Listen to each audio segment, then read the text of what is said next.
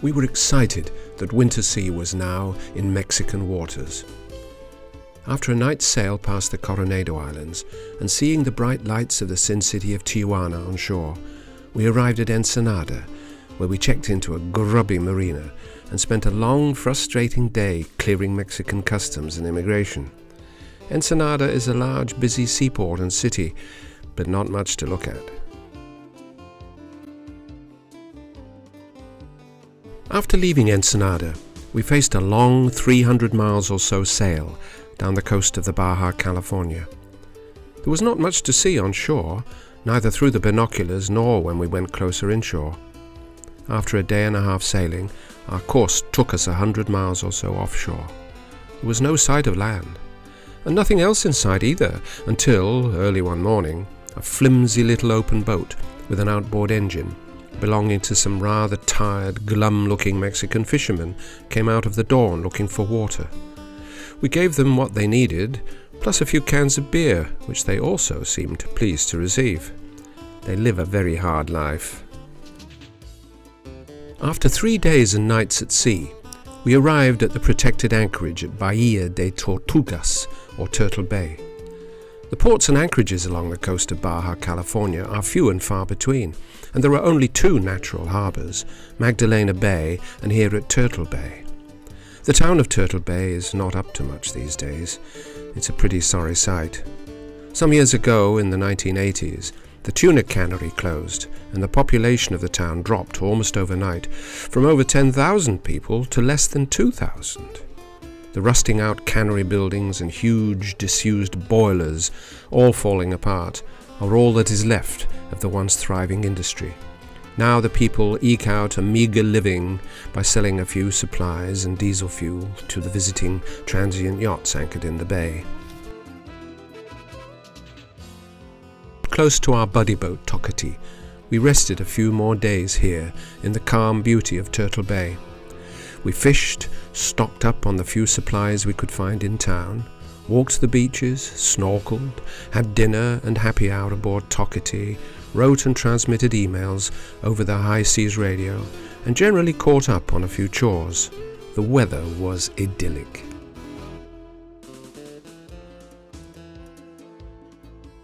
We left Turtle Bay in the company of Tocati and hugged the coastline for a while, with glimpses of temporary Mexican fishing camps and scattered holiday trailers. We saw plenty of these all mod-con substantial high-rise outhouses all along the coast. I'm told you can pick one up fairly inexpensively. We sailed on south down the coast of the Baja and, after a brief stop at Magdalena Bay, rounded Cabo San Lucas, the southern tip of the peninsula, at night and arrived in the Sea of Cortez. We anchored off the beach at Los Muertos with other yachts, including once again Tocati, with our friends Linda and David on board. It was immediately noticeable that the sea was calmer and there was no major surf pounding the beach. We were now in the Sea of Cortez, protected from the might of the Pacific by the Baja Peninsula. The unattractively named Los Muertos, the Dead, turned out to be a lovely shallow bay with tall cliffs at one end and a lovely long beach. What's more, we could land there fairly easily in the dinghy through the relatively calm surf. We'd not been able to do that before when we were on the open Pacific side of the Baja. We always needed a dock. During the next few days, whilst the crew of Tocati made running repairs to their overheating transmission, we enjoyed excursions ashore, picnics on the beach, and snorkeling below the massive cliffs. Here there was a marvellous, healthy coral with magnificently coloured fish and seals swimming all around us. Apropos of the mechanical problems on board Tocati, although our boats are sailboats, we also have an auxiliary engine to enable us to get in and out of ports and docks, and also to charge up the batteries from time to time. We left Los Muertos after Tocati was repaired and sailed further north into the Sea of Cortez.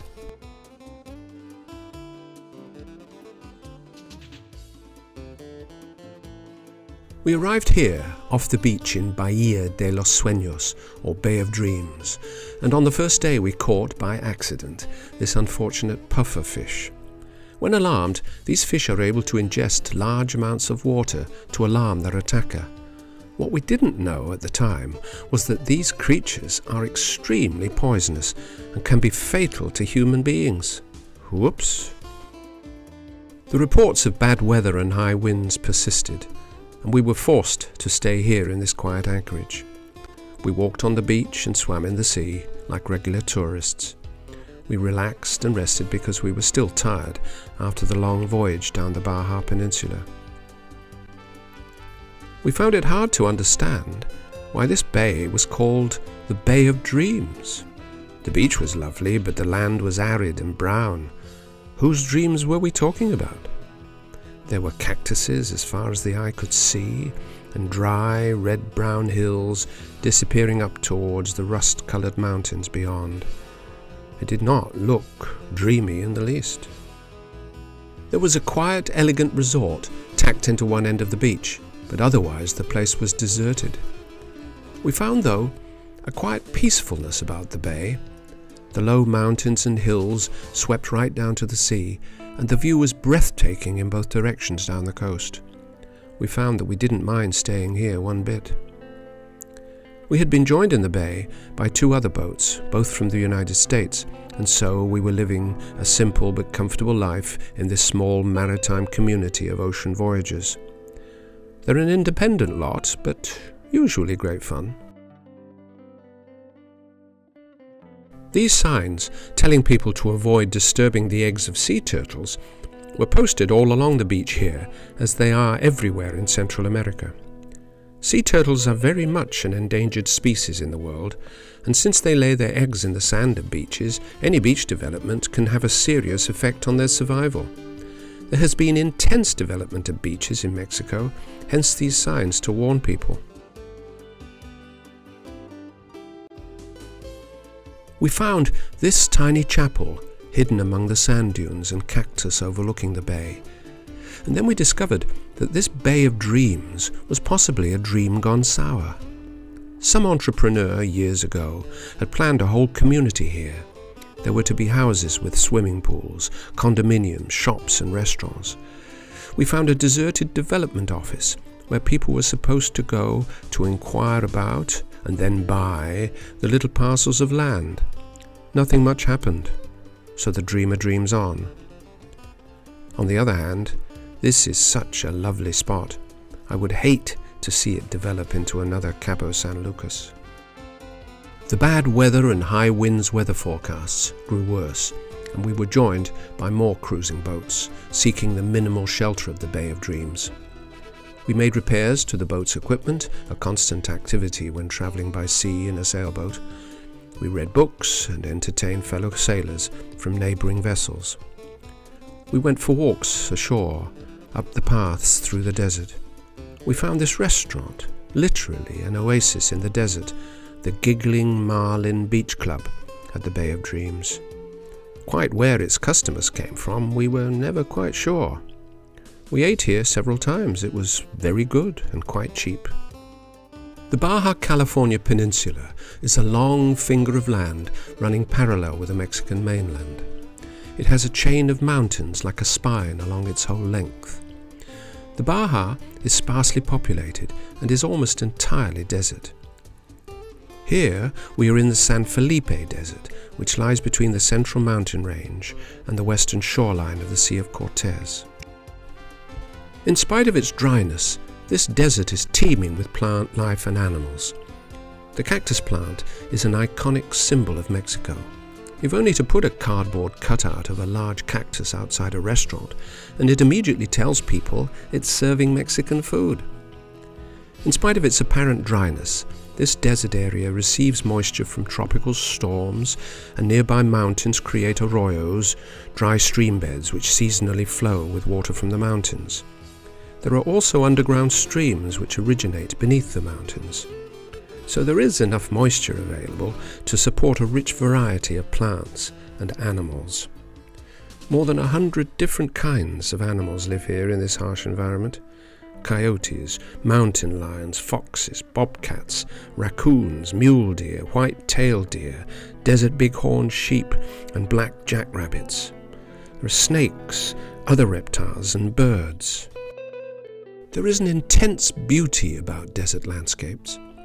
In northerly environments, the hills are green and rolling, the contours of the land are rounded by constant regular rainfall. But in the desert, everything is intensified and sharpened.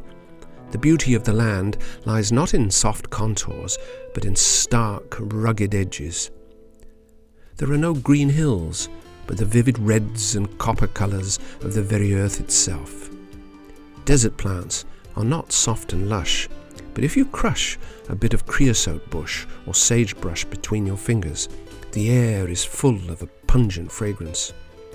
The quietness and stillness of the desert provides a tranquility that I had never appreciated before.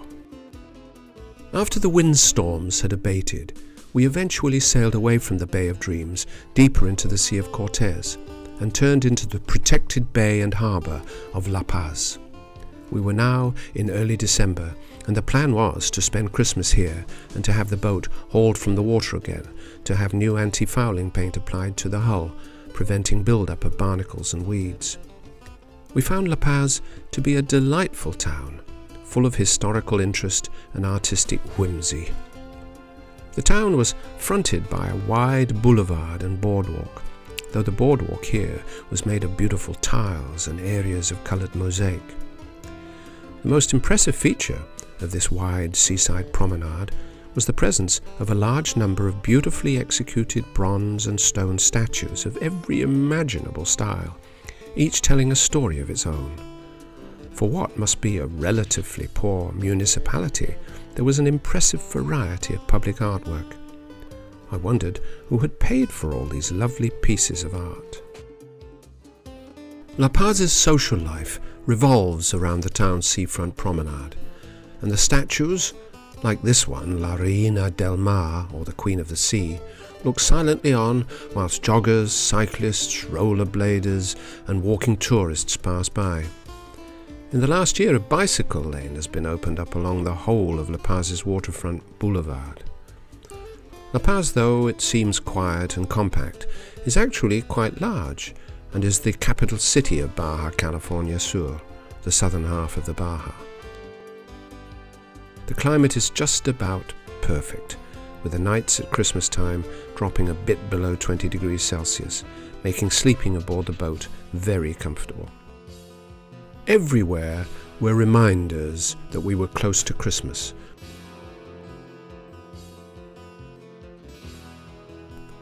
This lighthouse is no longer used, but is a reminder of days gone by when there were precious few aids to navigation.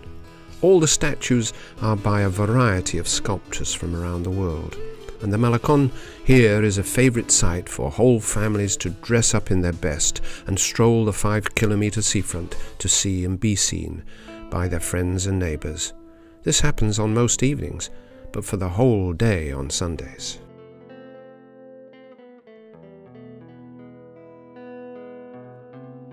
The Dove of Peace is popularly known locally as the Fat Pigeon, but the statue is well loved nevertheless. This United Nations plaque commemorates the fact that the 900 islands in the Sea of Cortez are under UNESCO protection as a World Heritage Bioreserve. The first people came here over 10,000 years ago, having migrated down over several centuries from the land bridge that joined Siberia to Alaska before that. The first European to set foot here was Hernán Cortés in 1535, and he named it La Villa de la Santa Cruz. The early Spanish explorers and conquistadors failed to subdue the people of this area and didn't attempt to settle it because of apparent lack of water. Only the Jesuit missionaries succeeded, as they did everywhere in Upper and Lower California. 60 years or so after Cortés came Sebastián Vizcaíno, a fortune seeker from Spain, who named the place La Paz, but his people soon abandoned the area too. Throughout its history, La Paz has endured numerous explorers, adventurers, pirates, entrepreneurs and plain crackpots, creating a flowery mosaic of risk, success, failure and adventure. It was the Jesuit missionaries who finally founded a permanent settlement here in 1720, when they established a mission, the mission of Our Lady of the Peace. This cathedral church, on the site of the original mission, was built in 1861. These were my favourite pieces of street art in La Paz.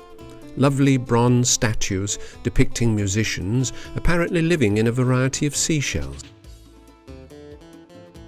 We got away from the boat for a day and rented a car to make the hour's drive here to Los Todos Santos, or All Saints, a now artsy, eclectic little town on the Pacific coast of the Baja, close to the southern tip of the peninsula.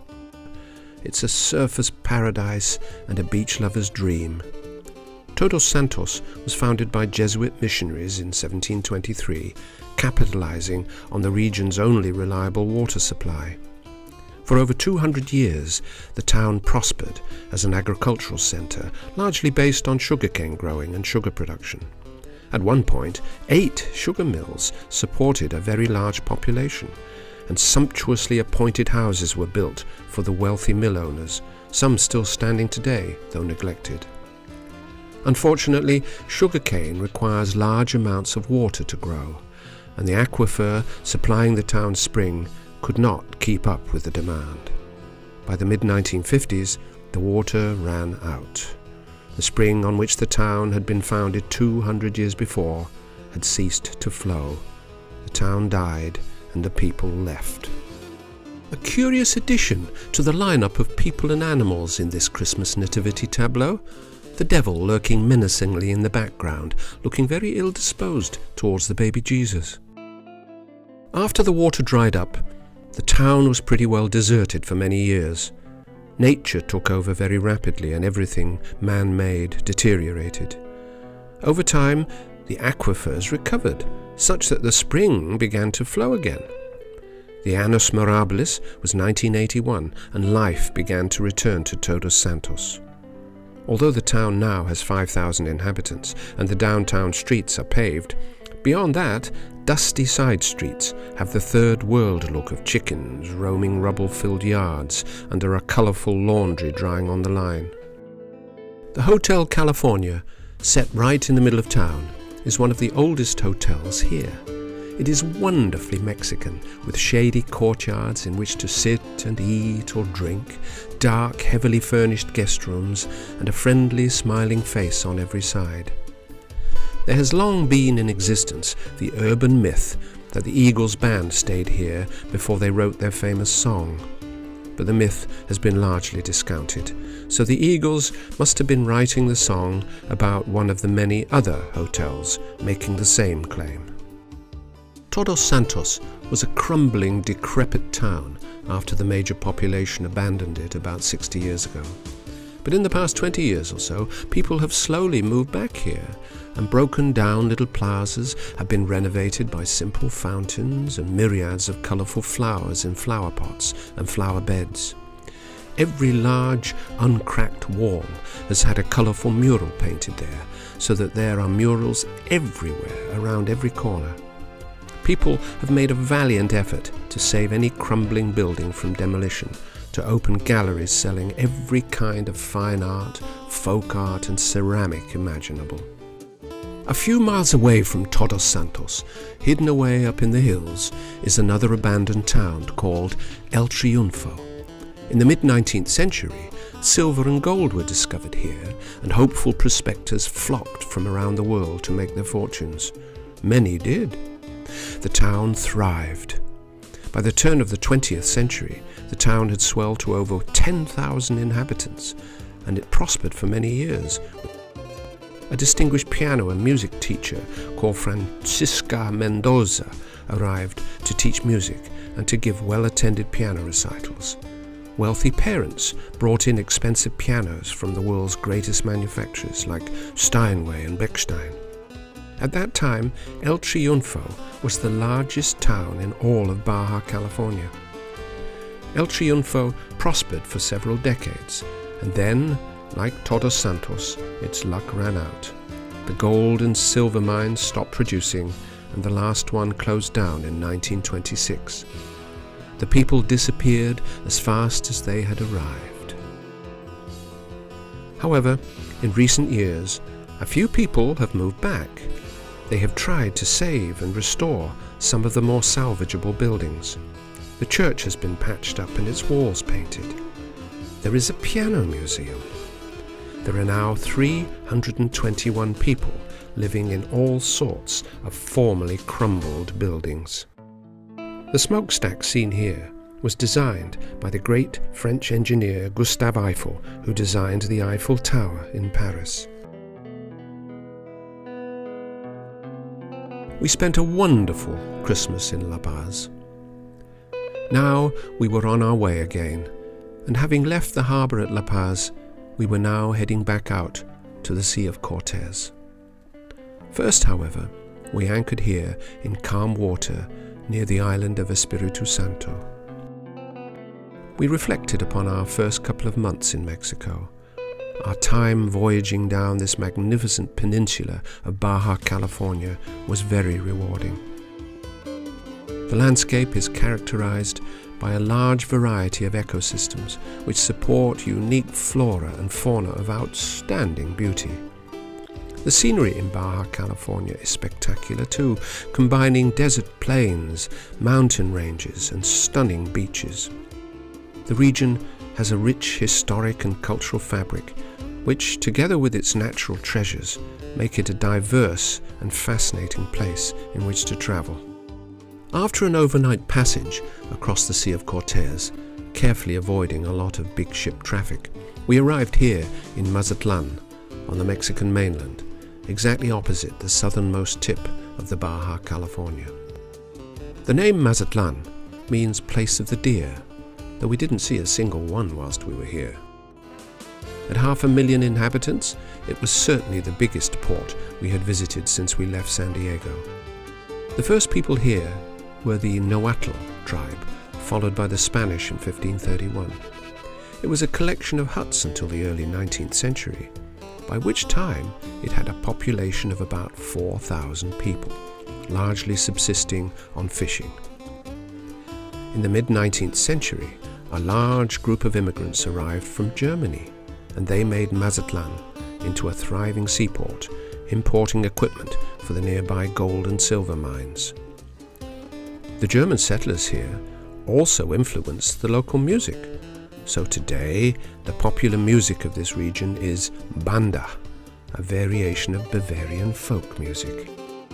This grandly designed hotel sits on top of this huge outcropping of rock at one end of the broad seaside promenade that fronts the whole of Mazatlán. This white marble statue, depicting an early Mexican bishop, is one of three which stand outside the magnificent doors of the great cathedral church of the Immaculate Conception here in Mazatlán. This Moorish Gothic building is an imposing presence in the centre of old Mazatlán.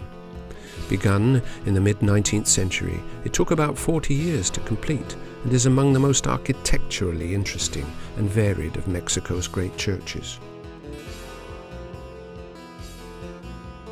This area is at the heart of old Mazatlán, old, in this case, being mid to late 19th century.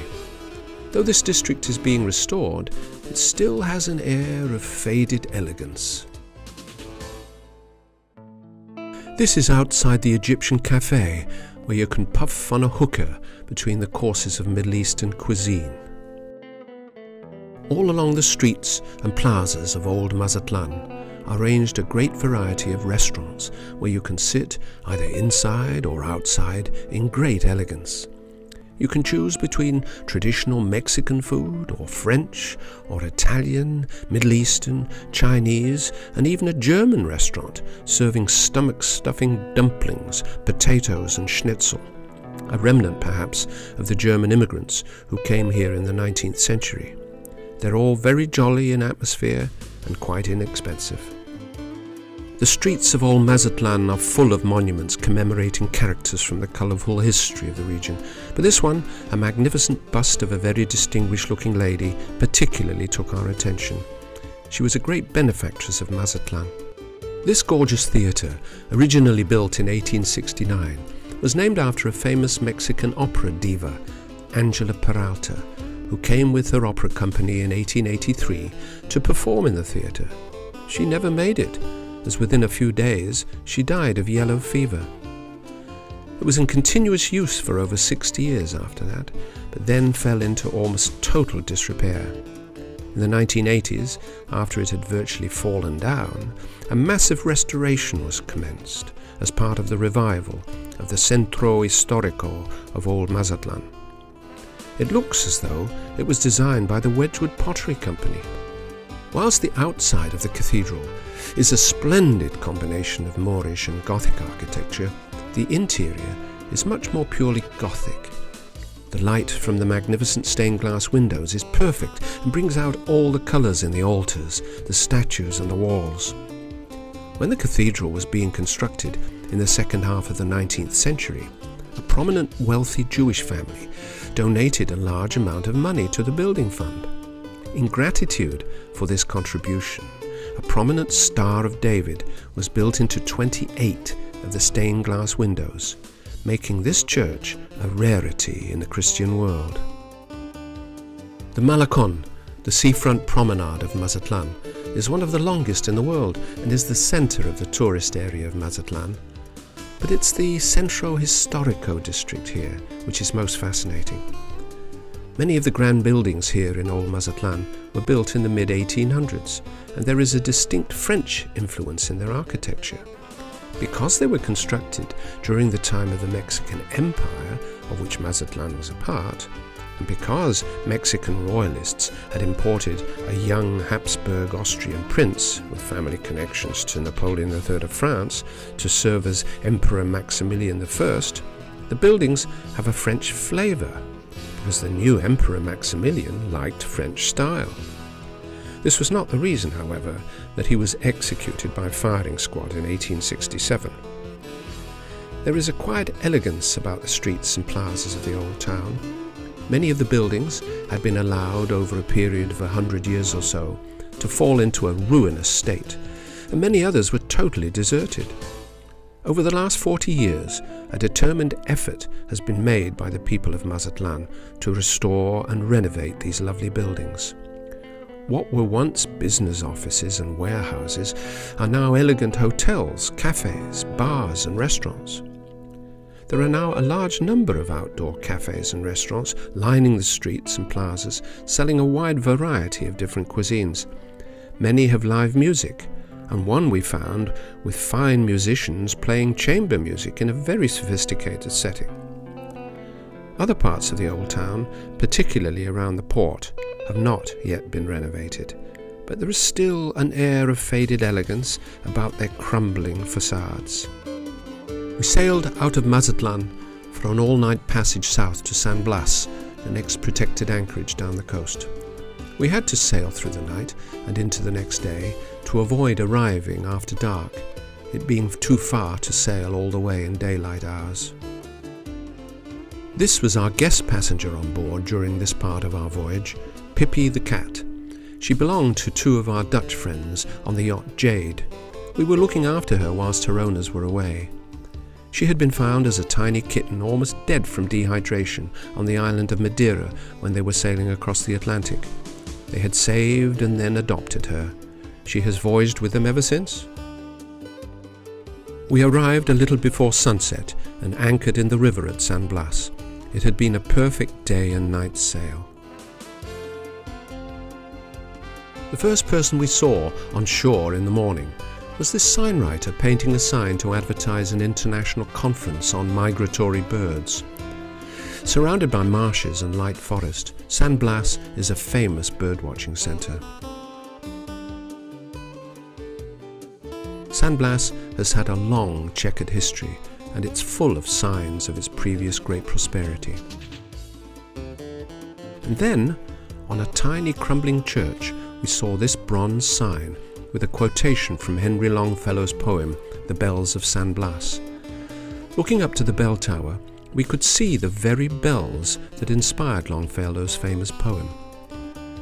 They are no longer in their original place, which was the bell tower of a now ruined church, the Church of the Virgin of the Rosary, or the Mariners' Church, which is up on the hilltop behind the town. We plan to go up there later. Henry Longfellow had never visited San Blas. Just before his death in 1882, he read an article about San Blas in the then new Harper's Magazine.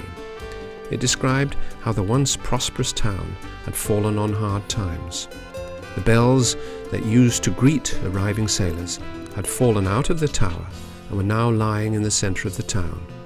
The poem was about the decay and death of all civilizations, the fleeting reality of prosperity, and it impressed Longfellow so much that he wrote the poem about it.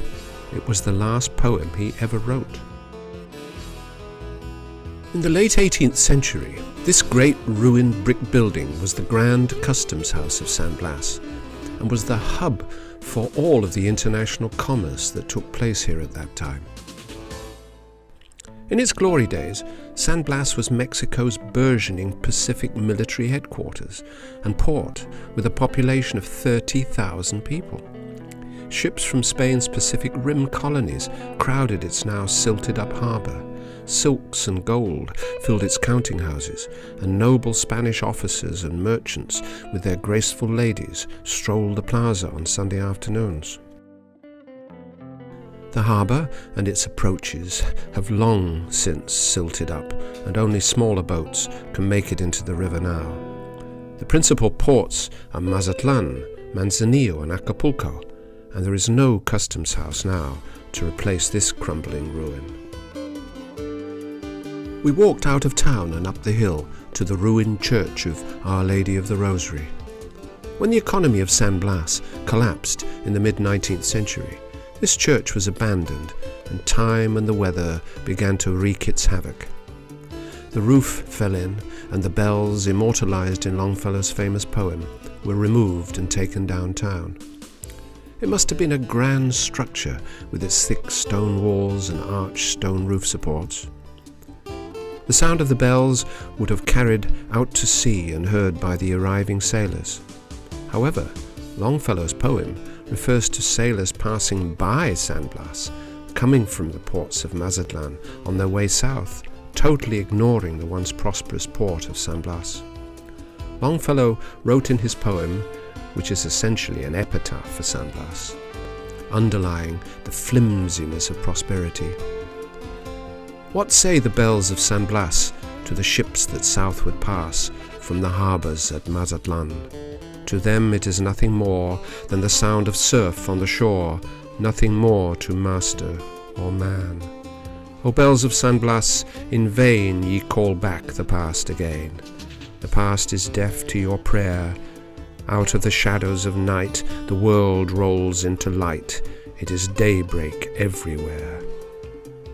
In other words, the world had passed by from San Blas.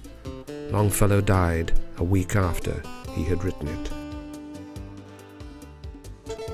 The fort on the hilltop here was built solely to protect the treasury of New Spain, the region now known as Mexico.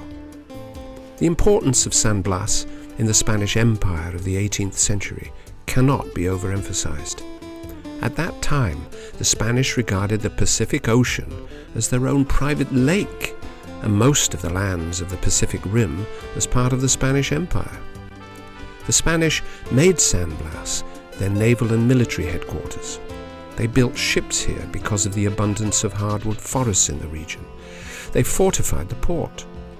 From San Blas, ships were sent north to colonize Baja California, Upper California, parts of present-day Washington State, and even Nootka Sound on the coast of Vancouver Island in Canada. They were fearful of the encroachment of the Russians to the north and the English everywhere. Much of the treasure and wealth that the Spanish amassed in their Pacific Empire was gathered, stored, and protected up here in this fort at San Blas.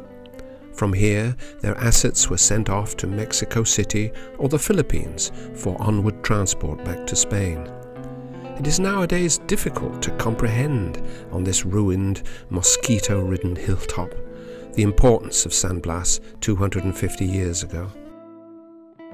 The only evidence we could see of the fort's previous military might was this portrait of a Spanish army officer, and this gilded, incredibly ugly statue of a former military man. plus the cannons, of course. It's surprising that they were not pinched and sold off as scrap metal long ago. It is not difficult to see why San Blas faded into obscurity the way that it did. In many ways, San Blas was a poor choice for a deep-sea harbour and settlement. The harbour was small and needed to be dredged all the time because of the constant silting.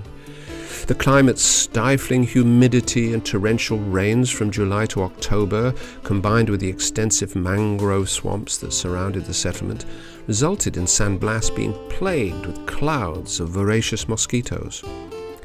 A variety of lethal diseases were endemic to the area: malaria, yellow fever, dysentery and cholera. Everybody complained about the climate, from senior naval and military officers down to the everyday workers. When the great Spanish naval man Malaspina was sent there in 1791, he refused to stay and moved his base of operations to Acapulco. What kept San Blas going, though, was its better location and its plentiful supply of hardwood from the surrounding forests. It also had fresh water readily available year-round.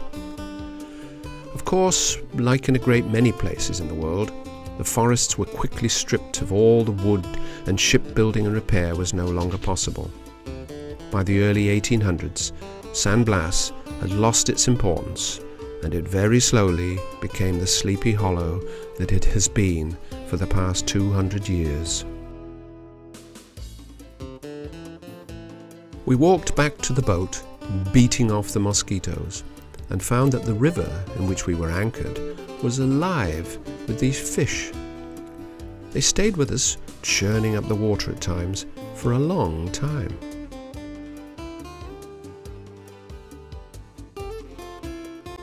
We settled down to supper, enjoying this magnificent sunset on our last evening in San Blas.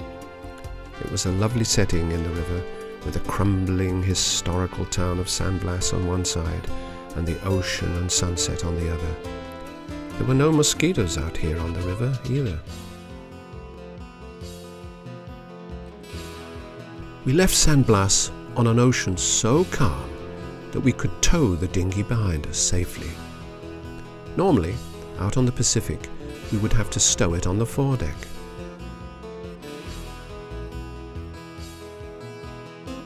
We sailed all that day and following night, watching the twinkling lights of the scattered villages on shore, and arrived in daylight at our next anchorage. We always tried to time our departures to arrive by day at the next destination.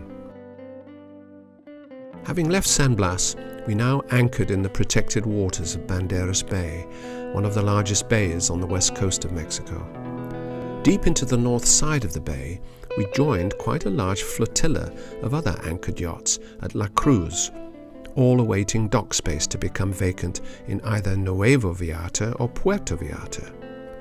We were now in some of the busiest yachting areas of Mexico, and having been fairly secluded thus far, we now had to join the crowds, at least for a time.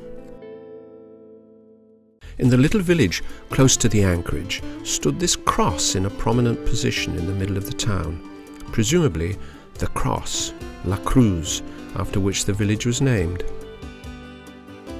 Many houses in Mexico are totally walled in from the outside world, except for their front doors. This arrangement makes for a safe, secure interior environment, often with a garden in a central open courtyard. La Cruz is no exception to this domestic arrangement, and we saw some beautiful examples of elaborate front doors of houses of the enclosed kind. The houses are often hidden behind lovely stone or brick walls, like these fine examples. Of course, in the past, the walls were to keep out invaders and wild animals. Now they're probably more likely to keep out drug dealers and the prying eyes of tourists. We were now in tropical Mexico, and from our anchorage in Nuevo Vallarta, we explored the river system nearby in our small dinghy, driven by an outboard engine. The river went on for miles through swampland and mangrove, with occasionally houses built by the riverside, each with its own dock.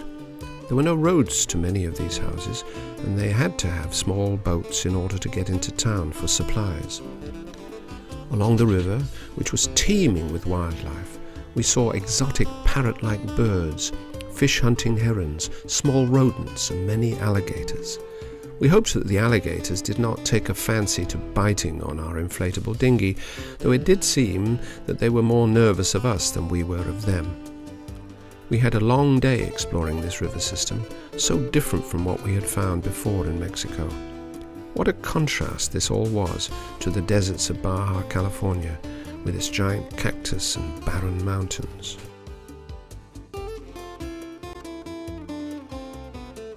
Gliding along in this river system, we could not help but think of the variety of the terrain in Mexico. Just in our voyage down the west coast of the country, we had seen vast changes. Mexico is an extraordinary country in many ways. It's the 5th largest in the Americas and the 13th largest independent state in the world. With an estimated population of over 113 million in 2011, it's the most populous Spanish-speaking country. It's a federation of 31 states, and the name of the country is officially, though rarely called this, the United Mexican States. In pre-Columbian times, many cultures developed into quite advanced civilizations. The Olmec, the Toltec, the Zapotec, the Maya, and the Aztec, long before the coming of the first Europeans. In 1521, less than 30 years after Columbus had, so-called, discovered the Americas, Hernán Cortez arrived, and he was determined to conquer the Aztec nation. It did not take him very long, particularly after his warriors inadvertently brought diseases with them that the Aztec had no immunity to. It's estimated that about 15 million or so of the total 30 million Aztecs died of smallpox alone. The severely weakened people then had little strength left to resist the Spaniards, and the territory became part of the Spanish Empire and given the name of New Spain. Many of the surviving Aztecs believed the cause of the smallpox was the superiority of the Christian God, which resulted in the rapid, widespread acceptance of Christianity throughout Mexico.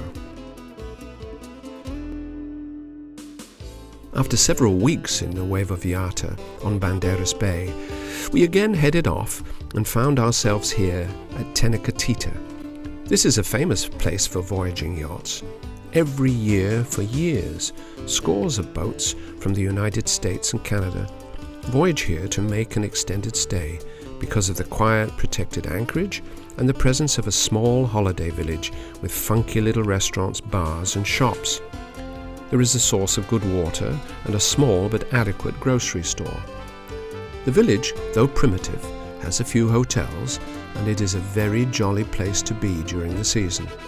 This is almost entirely a Mexican holiday resort, and very few foreign tourists find their way here, although a few do who are looking for a bargain holiday.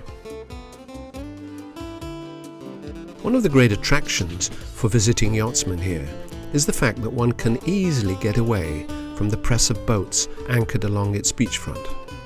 The headland and a number of large rocks and small islands provide a number of alternate anchorages that provide more privacy and quietness.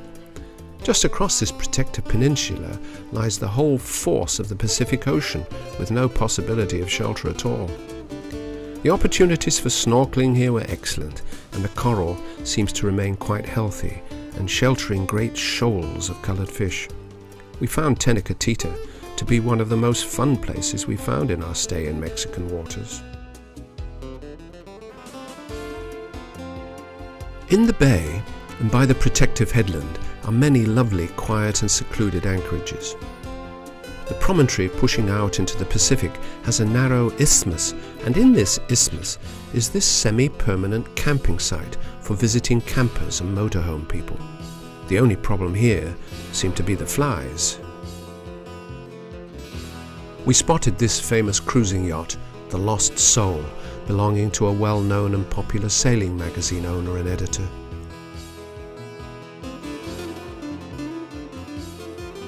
We were astonished to hear that, shortly after our visit to Tenochtitlan, a Mexican land developer moved into the area and, in the middle of the night, using a great many armed guards, evicted from their properties many Mexicans, together with a number of United States citizens and Canadians. Mr. Jose Villalobos claimed that he owned all the land at Tenecatita and, seemingly having the backing of the local state police, proceeded to throw everyone out and bulldoze their properties to the ground. He put up a roadblock on the only road to the village and prevented anybody going either in or out of Tenecatita.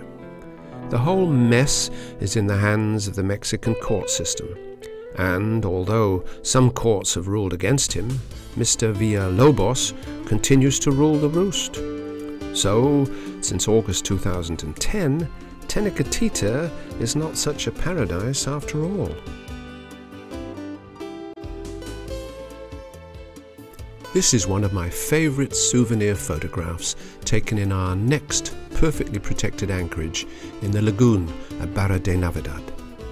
Barra de Navidad is a quiet little town situated on a sandbar in a large bay. There is a large shallow lagoon behind the town, entered from the ocean through a narrow canal. It was one of our favourite places in Mexico. There are dozens of excellent restaurants like this one. The streets are paved with cobblestones and brick, and many of them are close to traffic, making them pleasant, quiet pedestrian ways. The colourful interior of this restaurant is typical of the town, with the favoured, vibrant colours of Mexican artists like Diego Rivera and Frida Kahlo. Barra had huge numbers of these pelicans, which sat around on walls and posts all over town. Of course, they also did their crazy dives into the sea from great heights, fishing for their lunch. There are many small, inexpensive hotels in Barra, but these are the gardens of the Grand Bay Hotel across the lagoon. It's a large international luxury hotel with all the bells and whistles. People say that its rooms are largely empty most of the time. It is beautifully situated, even if it is mostly deserted. Here is another restaurant with the vibrant colours which are favourites of Mexican restaurateurs. This was our favourite one, with a wide variety of great food at moderate prices. They were virtually giving away the bottles of, to our surprise, excellent wine made on the Baja Peninsula. We had now arrived in Manzanillo, at the fabled Las Hadas Marina and Resort, made more famous still by having the movie 10 made here with Bo Derek and Dudley Moore. It was a long time ago, but they still talk about it. When we arrived here in Las Hadas at Manzanillo, we had to decide where we were to go next. Our original plan had been to continue south down the west coast of Central America, to go to Costa Rica, Panama, Ecuador, Peru and Chile.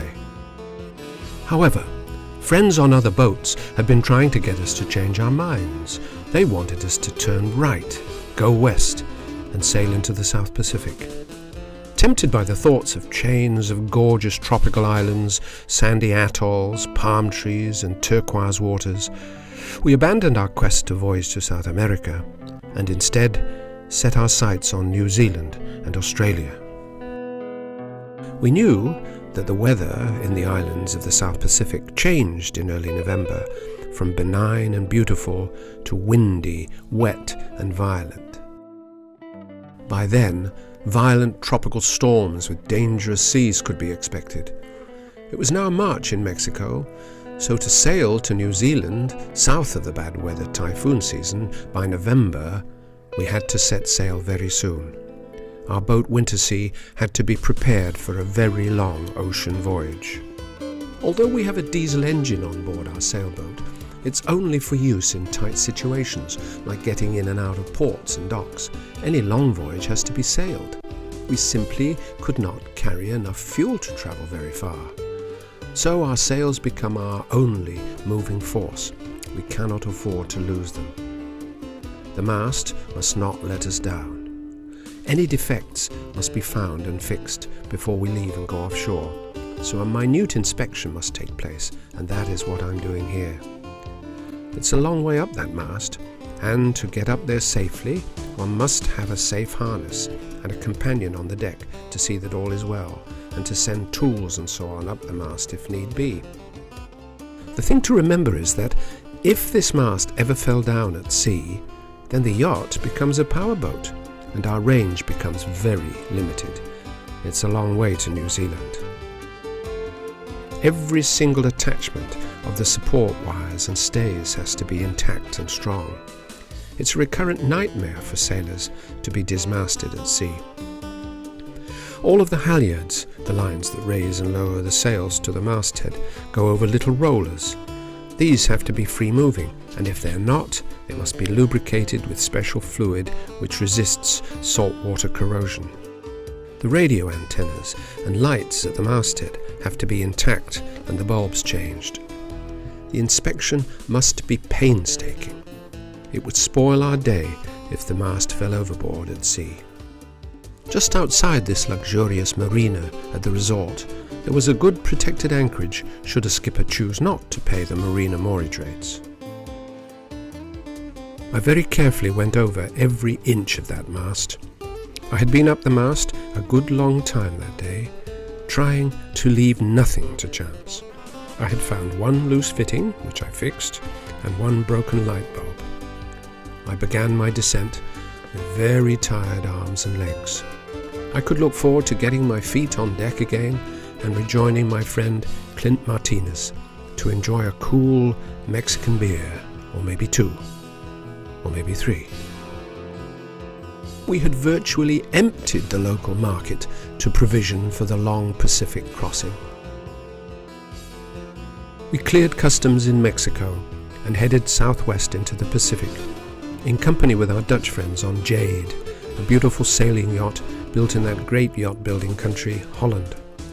We slatted along, using old sails that we did not mind being beaten up on the long voyage to come. Would you believe that we did occasionally catch fish bigger than this small tuna, but this was the only time the camera was handy. We only caught fish to eat, and we only trailed a fishing line when all the portions of the last fish had been eaten. There's nothing nicer than fresh fish straight from the ocean. One of our fondest memories of life at sea was of gathering twilight after the brightness of the day, vast purple clouds silhouetted against the sunset. Bath time at sea usually occurred after one had seen a squall of wind and heavy rain coming across the sea towards the boat. The trick was to soap and lather up before the rain stopped. This time I didn't manage it, and I was left covered in suds.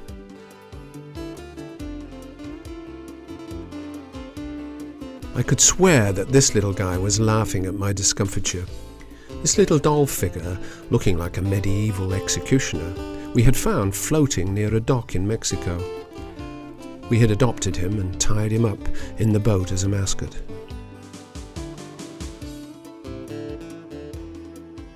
It was 3,500 miles to our next destination in French Polynesia, and a great deal of it was in lovely weather, calm seas and gentle winds. We sailed slowly through the doldrums around the equator, where there is hardly any wind at all. In the old days, these were called the horse latitudes because they threw overboard the horses as they were drinking too much water. No SPCA in those days.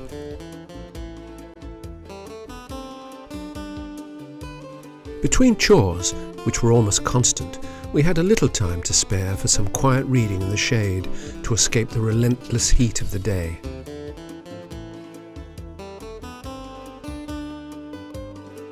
We trailed fishing lines at sea a good deal, and there was a high attrition rate on the equipment. Frequently, the whole set of gear on the end of the line was missing, and presumably some very large fish must have chomped it off. This led to exasperation on our part and great distress on his.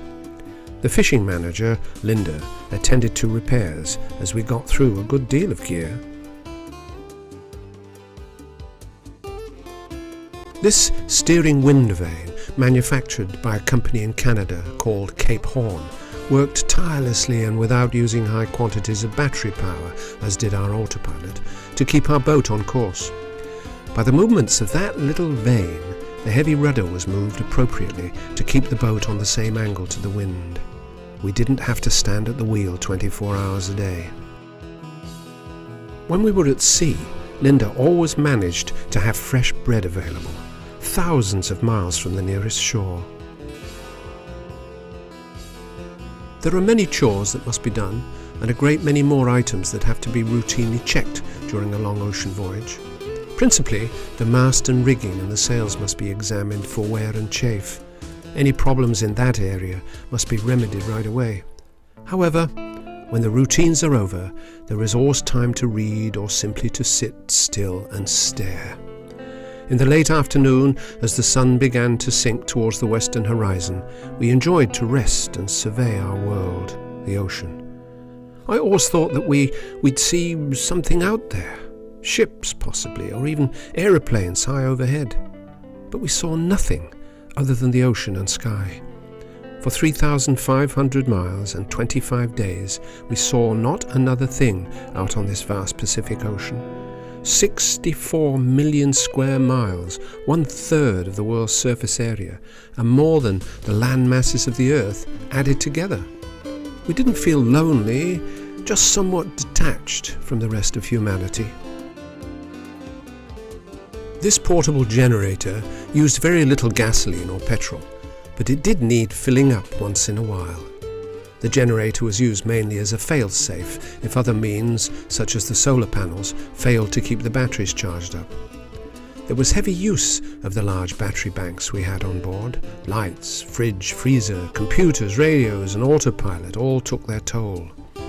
We used the generator to charge up the batteries very infrequently, but it was always a comfort to know it was there.